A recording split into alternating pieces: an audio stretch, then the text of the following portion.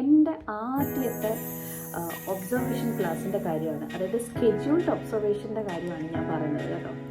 അപ്പോൾ എൻ്റെ മറ്റൊരു കഥ ഇവിടെ തുടങ്ങുകയാണ്. അതായത് എൻ്റെ ആദ്യത്തെ ഒബ്സർവേഷൻസ് ക്ലാസ്സിൻ്റെ കാര്യം, സ്കെഡ്യൂൾഡ് ഒബ്സർവേഷൻ്റെ ക്ലാസ്സിൻ്റെ കാര്യം ഇവിടെ സ്റ്റാർട്ട് ചെയ്യുന്നത് കേട്ടോ. സത്യസന്ധമായി പറഞ്ഞാൽ ഒബ്സർവേഷന് വരുന്നു കേട്ടപ്പോഴേ എൻ്റെ കിളി പോയി. ആയിരുന്നു ക്ലാസ് എടുത്തുകൊണ്ടിരുന്നത് കേട്ടോ. അപ്പോൾ അതെല്ലാം കണ്ടപ്പോഴേ തന്നെ ഞാൻ കിളി പാറി ഒതുങ്ങി ഇരിക്കുകയായിരുന്നു. എല്ലാവരും ഇങ്ങനെ ഓരോ മിസ്റ്റേക്സിനൊക്കെ പറ്റി സെൽഫ് സ്റ്റഡി ഒക്കെ ചെയ്താണ് പിന്നീട് വരുന്നത്.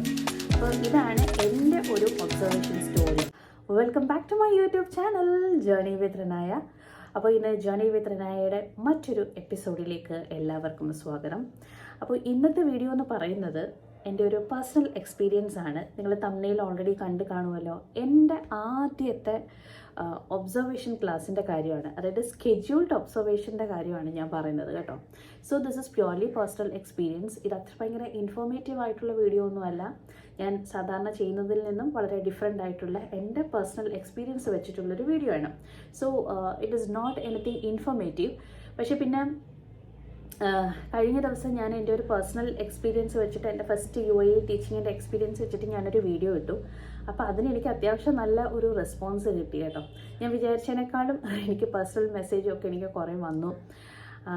അപ്പോൾ എൻ്റെ അടുത്ത് പറഞ്ഞതാണ് എൻ്റെ ഫസ്റ്റ് ഒബ്സർവേഷൻ എങ്ങനെയായിരുന്നു എന്നുള്ള കാര്യം ഒന്ന് ഷെയർ ചെയ്യാമോ എന്ന് ചോദിച്ചിട്ടൊരു വീഡിയോ വന്നു. So I thought that's A good idea. അപ്പോൾ ഇത് ഞാൻ പറഞ്ഞല്ലോ, ഭയങ്കര ഇൻഫോർമേറ്റീവ് ആയിട്ടുള്ള വീഡിയോ ആണോ എന്ന് ചോദിച്ചിരുന്നാൽ അങ്ങനെയുള്ള വീഡിയോ ഒന്നും അല്ല. അല്ലാതെ ഒരു പേഴ്സണൽ എക്സ്പീരിയൻസ് ബേസ് ചെയ്തിട്ടുള്ളൊരു വീഡിയോ ആണ്. So if you have time to spend some time with me, definitely you can listen to my words. Okay, അത്രയും പറയാൻ പറ്റുന്നുള്ളൂ കേട്ടോ. അപ്പോൾ നമുക്കധികം ഞാൻ വലിച്ചു നീട്ടുന്നില്ല. അപ്പോൾ എല്ലാവരും എപ്പോഴത്തെയും പോലെ തന്നെ എല്ലാവരും സുഖമായിട്ടും സന്തോഷമായിട്ടും ഇരിക്കുകയാണെന്ന് വിശ്വസിക്കുന്നു. ഞാനും ദൈവത്തിൻ്റെ അനുഗ്രഹം കൊണ്ട് സുഖമായിട്ടും സന്തോഷമായിട്ടും പോകുന്നു. അപ്പോൾ നമുക്ക് ഇന്നത്തെ വീഡിയോ സ്റ്റാർട്ട് ചെയ്താലോ. അപ്പോൾ എൻ്റെ മറ്റൊരു കഥ ഇവിടെ തുടങ്ങുകയാണ്. അതായത് എൻ്റെ ആദ്യത്തെ ഒബ്സർവേഷൻസ് ക്ലാസ്സിൻ്റെ കാര്യം, സ്കെഡ്യൂൾഡ് ഒബ്സർവേഷൻ്റെ ക്ലാസ്സിൻ്റെ കാര്യം ഇവിടെ സ്റ്റാർട്ട് ചെയ്യാണ് കേട്ടോ. അങ്ങനെ ഞാൻ പറഞ്ഞല്ലോ, ഞാൻ UAE എത്തിയത് വളരെ പ്രതീക്ഷയോട് കൂടിയൊക്കെയാണ്. അങ്ങനെ പ്രതീക്ഷയ്ക്ക് കോട്ടമൊന്നും സംഭവിച്ചില്ല എനിക്ക്. ഞാൻ ചെന്നപ്പോൾ തന്നെ ദൈവകൃപ കൊണ്ട് ഞാൻ പറഞ്ഞല്ലോ, ഒരു പെട്ടെന്ന് തന്നെ അധികം അലയാതെ ജോലിയൊക്കെ ആയിരുന്നു. അപ്പോൾ അത് കേൾക്കുമ്പോൾ ഒരു പക്ഷേ നിങ്ങൾ വിചാരിക്കും, ഓ പെട്ടെന്ന് എന്തായാലും ജോലിയൊക്കെ കിട്ടി. അങ്ങനെയൊന്നുമല്ല. നാട്ടിലൊക്കെ ഞാനിവിടെ കുറേ കിടന്ന് കഷ്ടപ്പെടുകയൊക്കെ ചെയ്തിട്ടുണ്ട് കേട്ടോ. റിജക്ഷൻസൊക്കെ ഞാൻ ഒരുപാട് ഫേസ് ചെയ്തിട്ടുണ്ട്. അപ്പോൾ അതുകൊണ്ട് നിങ്ങൾ ആ UAE പെട്ടെന്ന് കിട്ടിയത് കൊണ്ട് ഓ ഇവരൊക്കെ തൊടുന്നതെല്ലാം പെട്ടെന്ന് കിട്ടും അങ്ങനെ വിചാരിക്കുകയും ചെയ്യരുത് കേട്ടോ. ഞാൻ ഒരുപാട് റിജക്ഷൻസ് ഫേസ് ചെയ്തിട്ടുള്ളതാണ്. പല രീതിയിലുള്ള റിജക്ഷൻസും പെട്ടെന്ന് ഉള്ള പൊട്ടിത്തെറികളും ഇതൊക്കെ ഞാൻ കുറേ ഫേസ് ചെയ്തിട്ടുണ്ട്. യാതൊരു കാരണങ്ങളും ഇല്ലാതെ ഉള്ള കാര്യങ്ങളൊക്കെ ഞാൻ ഫേസ് ചെയ്തിട്ടുണ്ട്. സോ അതുകൊണ്ട് അങ്ങനെയൊന്നും നിങ്ങൾ വിചാരിക്കരുത് കേട്ടോ. അപ്പോൾ എവിടെയെങ്കിലുമൊക്കെ നമ്മളെ റിജക്റ്റ് ചെയ്ത് വിടുമ്പോൾ എവിടെയെങ്കിലുമൊക്കെ ദൈവം ഒരു സൈഡിൽ നമ്മളെ പെട്ടെന്ന് അക്സെപ്റ്റ് ചെയ്യും കേട്ടോ. അതൊക്കെ നമ്മുടെ എക്സ്പീരിയൻസിൽ നമ്മൾ പിന്നെ പഠിക്കുന്നതാണ്. അപ്പോൾ ഇനി എൻ്റെ ഒബ്സർവേഷൻ ക്ലാസ്സിൻ്റെ കാര്യം ഞാൻ പറയാം. അങ്ങനെ സാധാരണ ഒരു ഒബ്സർവേഷൻ, സ്കെഡ്യൂൾഡ് ഒബ്സർവേഷൻ നടക്കുന്നത് നമ്മൾ ചെന്ന് കഴിഞ്ഞിട്ട് ഒരു 1 month കഴിയുമ്പോഴാണ് ഒരു ഒബ്സർവേഷൻ, ഒരു സ്കെഡ്യൂൾഡ് ഒബ്സർവേഷന് നമ്മുടെ HOD നമുക്കൊരു ഡേറ്റ് തരുന്നത്. പക്ഷേ ഞാൻ ചെന്നപ്പോഴത്തേക്കും, നമ്മൾ ചെല്ലുമ്പോൾ എവിടെ പരിപാടി അവതരിപ്പിച്ചാലും ഫ്ലോപ്പാന്ന് പറയുന്നത് പോലെ നമ്മൾ കുറച്ച് സ്പെഷ്യലാണല്ലോ. അപ്പോൾ അത് കാരണം ചെന്ന 2 ആഴ്ച കഴിഞ്ഞപ്പോഴേ തന്നെ എന്നോട് പറഞ്ഞു, ഞാൻ നിങ്ങളുടെ ക്ലാസ് ഒബ്സർവ് ചെയ്യാൻ വരുമെന്നുള്ള കാര്യം പറഞ്ഞു. കാരണം പെട്ടെന്ന് തന്നെ വെക്കേഷൻ അടുത്ത് വരികയാണ്. So before that they have to complete all this observations. അപ്പോൾ അതുകൊണ്ട് എൻ്റെ ഒബ്സർവേഷന് 2 ആഴ്ച കഴിഞ്ഞപ്പോഴേ പറഞ്ഞു ഞാൻ ഉടനെ തന്നെ വരും എന്നുള്ള കാര്യം പറഞ്ഞു. സത്യസന്ധമായി പറഞ്ഞാൽ ഒബ്സർവേഷന് വരുന്നു എന്ന് കേട്ടപ്പോഴേ എൻ്റെ കിളി പോയി. കാരണം എന്ന് വെച്ചിരുന്നാൽ ഞാൻ അതിന് തലേ ദിവസം പോയി ഒരു സീനിയർ ടീച്ചറിൻ്റെ ക്ലാസ്സൊക്കെ ഒബ്സർവ് ചെയ്തു. അവരൊക്കെ എന്ന് പറഞ്ഞാൽ ഭയങ്കര കൂളായിട്ട് വളരെ ഗഡാഗഡിയൻ സ്റ്റൈലിലൊക്കെ ആയിരുന്നു ക്ലാസ് എടുത്തുകൊണ്ടിരുന്നത് കേട്ടോ. അപ്പോൾ അതെല്ലാം കണ്ടപ്പോഴേ തന്നെ ഞാൻ കിളി പാറി ഇവിടെ ഇങ്ങനെ ഇരിക്കുകയായിരുന്നു. അപ്പോഴാണ് എന്നോട് എൻ്റെ HOD പറഞ്ഞത്, മോളെ സമാധാനത്തിൽ ഇരിക്കേണ്ട, വളരെ പെട്ടെന്ന് തന്നെ ഞാൻ ഒബ്സർവ് ചെയ്യാനായിട്ട് വരുന്നു എന്നുള്ളത്. അപ്പോൾ അത് കേട്ടപ്പോഴേ ഞാൻ പിന്നെ ഇനി ഏത് ടോപ്പിക് എടുക്കും, എന്തെടുക്കും എന്നൊക്കെ ഉള്ളൊരു കൺഫ്യൂഷനായി. കാരണം ടോപ്പിക് ഓൾറെഡി നമുക്കുണ്ട്, പഠിപ്പിക്കാനുള്ളത് സംഗതിയാണ് നമ്മൾ ഒബ്സർവേഷൻ ക്ലാസ്സിന് എടുക്കുന്നത്. അപ്പം ഞാനില്ല ചെന്ന പാടെ എനിക്ക് പ്രത്യേകിച്ചൊന്നും അറിയാനും വയ്യ. അങ്ങനെ എന്തായാലും ഞാൻ നോക്കിയപ്പോൾ നോട്ടീസ് റൈറ്റിംഗ് ഉണ്ട്. അങ്ങനെ നോട്ടീസ് റൈറ്റിംഗ് ഞാൻ ഒബ്സർവേഷൻ ടോപ്പിക്കിനായിട്ട് സെലക്ട് ചെയ്തു. ഇതാണ് എൻ്റെ ടോപ്പിക് എന്നൊക്കെ പറഞ്ഞ് ഞാൻ എൻ്റെ HODക്ക് മെയിൽ ചെയ്തു. പിന്നെ എൻ്റെ ലെസൺ പ്ലാനൊക്കെ കാണിച്ചു. അതിലുള്ള കറക്ഷൻസൊക്കെ അവർ മാറ്റി തന്നു. അങ്ങനെ കാത്തിരുന്ന് ഒരു 4-5 ദിവസം കഴിഞ്ഞപ്പോഴത്തേക്ക് എൻ്റെ ഒബ്സർവേഷൻ ദിവസം എത്തുകയായി. അങ്ങനെ എൻ്റെ ഒബ്സർവേഷൻ്റെ ദിവസം എത്തിയപ്പോഴേക്കും എല്ലാവരും വന്നു വെച്ചാൽ സാധാരണ HOD ഒക്കെ മാത്രമേ ചിലപ്പോൾ കാണാറുള്ളൂ. പക്ഷേ എൻ്റെ ഒബ്സർവേഷൻ ക്ലാസ് എത്തിയപ്പോഴത്തേക്കും എൻ്റെ HOD വന്നു, എൻ്റെ വൈസ് പ്രിൻസിപ്പൾ വന്നു, എൻ്റെ പ്രിൻസിപ്പളും വന്നു. ഇവരെല്ലാം ഇംഗ്ലീഷാണ് കേട്ടോ. നമ്മുടെ പ്രിൻസിപ്പളും വൈസ് പ്രിൻസിപ്പളും എല്ലാവരും ഇംഗ്ലീഷ് ആയത് കാരണം ക്ലാസ് ഒബ്സർവ് ചെയ്യാനായിട്ട് ഇവരെല്ലാം വന്നു. ഞാൻ ആദ്യം വിചാരിച്ചു HOD മാത്രമേ കാണത്തുള്ളൂ എന്ന് വിചാരിച്ചിരിക്കുകയായിരുന്നു. അങ്ങനെ ഞാൻ നോക്കിയപ്പോൾ ഇവരെല്ലാവരും ഉണ്ട്. അല്ലെങ്കിൽ ഞാൻ എവിടെ പരിപാടി അവതരിപ്പിച്ചാലും ഫ്ലോപ്പാണല്ലോ എന്നൊക്കെ നമ്മൾ പറയില്ലേ, ആ ഒരു അവസ്ഥ തന്നെയാണ്. ഇവരെ എല്ലാവരും കൂടെ ഒന്നിച്ച് വരിവരിയായി കണ്ടപ്പോഴേ തന്നെ എൻ്റെ സകല ഫ്യൂസും പോയി. സത്യസന്ധമായി പറഞ്ഞിരുന്നാൽ അതായിരുന്നു. പക്ഷെ പിന്നെ നമ്മളെന്താണ്, അകത്ത് ഭയങ്കര ടെൻഷനാണെന്നുണ്ടെങ്കിൽ പുറത്ത് ഭയങ്കര ടെൻഷനൊന്നും ഇല്ലാത്ത കണക്ക് അഭിനയിച്ച് നിൽക്കും. അതുകൊണ്ട് അതിന് അങ്ങനെ ഒരു കഴിവ് തന്നിട്ടുണ്ട് കേട്ടോ. ആക്ച്വലി അങ്ങനെയല്ല, ഉള്ളിൽ നല്ല ടെൻഷൻ ഉണ്ടായിരുന്നു എനിക്ക്, കാരണം എൻ്റെ ഫസ്റ്റ് ഒബ്സർവേഷൻ ആണല്ലോ. അങ്ങനെ അപ്പോൾ എനിക്കാണെന്നുണ്ടെങ്കിൽ ഞാനെല്ലാം മെയിലൊക്കെ മറ്റേ നമ്മുടെ മൈക്രോസോഫ്റ്റ് ഔട്ട്ലുക്കിലൊക്കെ അയച്ചെല്ലാം ഇട്ടിരിക്കുകയായിരുന്നു എന്നുണ്ടെങ്കിലും എനിക്ക് ടെൻഷൻ കയറിയിട്ടാണോ പ്രിൻസിപ്പളും വൈസ് പ്രിൻസിപ്പളും ഒക്കെ 4ആയിട്ടിരിക്കുന്ന പോലെയൊക്കെ എനിക്ക് തോന്നുകയാണ് കേട്ടോ. മെയിലൊന്നും എനിക്ക് സമയത്ത് കിട്ടാത്ത പോലെയും, എന്നിട്ട് ഞാൻ ക്ലാസ്സൊന്നും ആ ഒരു ടൈമിന് കംപ്ലീറ്റ് ചെയ്തില്ല. എനിക്ക് ആക്ടിവിറ്റീസ് കംപ്ലീറ്റ് ചെയ്യാൻ പറ്റിയില്ല. ഗ്രൂപ്പ് ആക്ടിവിറ്റീസൊക്കെ ഞാൻ പറഞ്ഞു, പക്ഷേ എല്ലാ ആക്ടിവിറ്റീസും കംപ്ലീറ്റ് ചെയ്യാൻ പറ്റിയില്ല. എന്തിന്, ഞാൻ എൻ്റെ സ്ക്രീൻ പോലും വലുതാക്കിയില്ല. നമ്മൾ ആ ഒരു ഡിജിറ്റൽ പാനലിൽ ഇങ്ങനെ ഒരു ഷോർട്ടാക്കി കിടക്കുമല്ലോ, മിനിമൈസ് ചെയ്ത് കിടക്കുമല്ലോ. അപ്പോൾ ആ ഒരു മിനിമൈസ് ചെയ്ത് തന്നെ കിടക്കുമായിരുന്നു. ഫുൾ സ്ക്രീൻ ആക്കിയില്ല. ലേണിംഗ് ഒബ്ജക്റ്റീവ്സ് പറഞ്ഞെങ്കിലും ലേണിംഗ് ഔട്ട്കം ഞാൻ പറഞ്ഞില്ല. അങ്ങനെയൊക്കെ ഉള്ള ഒരു നല്ല അടാറ് ഫ്ലോപ്പ് ആയിട്ടുള്ള ഒരു ഒബ്സർവേഷൻ ആയിരുന്നു എൻ്റെ ആദ്യത്തെ ഒബ്സർവേഷൻ എന്ന് പറയുന്നത്. അപ്പം ഞാനിത് എടുത്ത് പറയാനുള്ളൊരു കാര്യം എന്താണെന്ന് ചോദിച്ചിരുന്നാൽ, പലർക്കും ഭയങ്കര ടെൻഷനാണ് കേട്ടോ ഈ ഒബ്സർവേഷൻ്റെ കാര്യം പറയുമ്പോഴേക്കും. എനിക്ക് ഒരുപാട് മെസ്സേജസ് വരുന്നത് അങ്ങനെയാണ്, ഒബ്സർവേഷൻ സമയത്ത് എടുക്കാൻ പറ്റിയില്ല എന്നുണ്ടെങ്കിൽ എന്ത് സംഭവിക്കും, നമ്മളെ പിരിച്ചു വിടുമോ, അല്ലെങ്കിൽ നമ്മളുടെ സാലറി കുറയ്ക്കുമോ, ഇങ്ങനെയൊക്കെ ഉള്ള കാര്യങ്ങളൊക്കെ എന്നോട് ചോദിക്കാറുണ്ട്. ആക്ച്വലി അവർ നമ്മളെ കൊല്ലാനോ പിടിക്കാനോ ഒന്നും പോകുന്നില്ല. അവരുടെ ഒരു സെറ്റ് ഓഫ് റൂളാണ് നമ്മളുടെ ക്ലാസ്സസ് ഒബ്സർവ് ചെയ്യുക, അത് അസസ് ചെയ്യുക, അസസ്മെൻറ്റ് നടത്തുക. അത് അസസ്മെൻറ്റ് നടത്തിയതിന് ശേഷമാണ് നമ്മൾ അങ്ങോട്ട് നെക്സ്റ്റ് ഒരു 1 ഇയർ വരെയൊക്കെ അവർ വെയിറ്റ് ചെയ്യും കേട്ടോ. എങ്ങനെയുണ്ട് നമ്മുടെ പെർഫോമൻസ് എന്നൊക്കെ ഉള്ളത് 1 ഇയർ വരെയൊക്കെ വെയിറ്റ് ചെയ്യും. ഒരു 4-5 ഒബ്സർവേഷനായിട്ടും വലിയ പുരോഗതിയൊന്നും ഇല്ല എന്നുണ്ടെങ്കിൽ അവർ നമ്മളോട് പോകാൻ പറയും കേട്ടോ. അപ്പോൾ അതുകൊണ്ട് കാരണം വെച്ചിരുന്നാൽ അവരുടെ ഇൻസ്റ്റിറ്റ്യൂഷൻ അത് വേണം, ആ ഒരു പ്രോഗ്രസ് അവർ കാണിക്കണം. എഫിഷ്യൻ്റ് ആയിട്ടുള്ള ടീച്ചേഴ്സിനെ മതി. അങ്ങനെയാണ് അവിടുത്തെ എല്ലാ സ്കൂൾസിലും അങ്ങനെ തന്നെയാണ് കേട്ടോ. ഒരു എഫിഷ്യൻ്റ് ആയിട്ടുള്ള ടീച്ചേഴ്സിനെയാണ് അവരെപ്പോഴും പ്രിഫർ ചെയ്യുന്നത്. അപ്പോൾ ആദ്യത്തെ ഒബ്സർവേഷനൊക്കെ ഞാൻ പറഞ്ഞല്ലോ, എൻ്റെതൊക്കെ നല്ല ഫ്ലോപ്പായിരുന്നു. എനിക്ക് ടെൻഷനായി, ഞാൻ സ്ക്രീൻ പോലും ഞാൻ ഫുള്ളാക്കിയില്ല.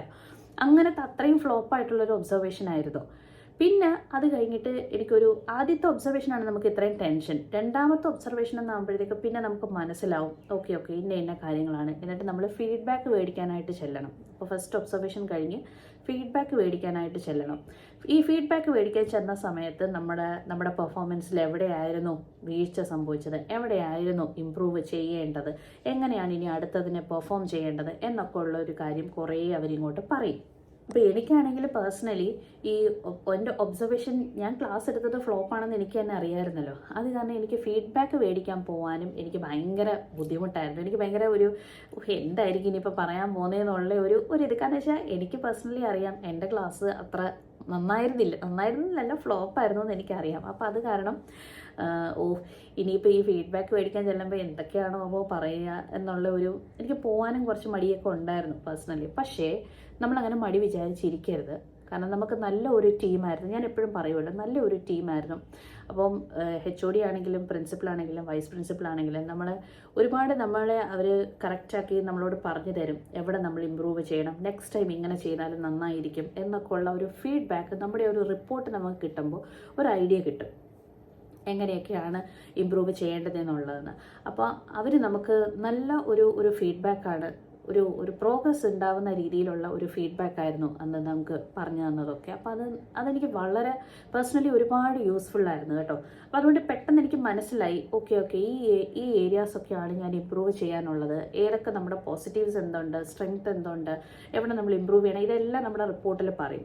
ഇത് കൂടാതെ നമ്മൾ പേഴ്സണലായിട്ട് അവരോട് കൺസൾട്ട് ചെയ്യുമ്പോൾ അവർ നമ്മളോട് സജസ്റ്റ് ചെയ്യുകയും ചെയ്യും ഇന്ന ഏരിയ ഒക്കെ നിങ്ങൾ ഇമ്പ്രൂവ് ചെയ്യേണ്ടതുള്ളതാണ്. അപ്പോൾ അതൊക്കെ ഒന്ന് മേക്ക് ഓവർ ചെയ്ത് പ്രസൻറ്റ് ചെയ്യുമ്പോഴേക്കും തന്നെ പിന്നീട് അത് ഓക്കെ ആയിക്കോളും. ഓക്കെ, ഈ ഫീഡ്ബാക്ക് മേടിക്കാൻ പോകാനായിട്ട് മടിയുള്ള ടീച്ചേഴ്സ് കാണും. അങ്ങനെ മടിച്ചിരിക്കരുത് കേട്ടോ. നമ്മൾ ചെന്ന് അത് വാങ്ങിക്കുക. അത് നമ്മളിൽ ഉണ്ടാക്കുന്ന ഒരു ഇമ്പാക്റ്റ് വളരെ വലുതാണ്. ഓക്കെ, അപ്പം നമ്മൾ ചില നമ്മളെക്കുറിച്ച് ഇപ്പം മോശമൊക്കെ ആയിരിക്കുമല്ലോ പറയാൻ പോകുന്നത് എന്ന് വിചാരിച്ചിട്ട് അങ്ങനെയൊന്നും വിചാരിച്ചിരിക്കേണ്ട. അങ്ങ് പോയി ഫീഡ്ബാക്ക് മേടിച്ചേക്കുക കേട്ടോ.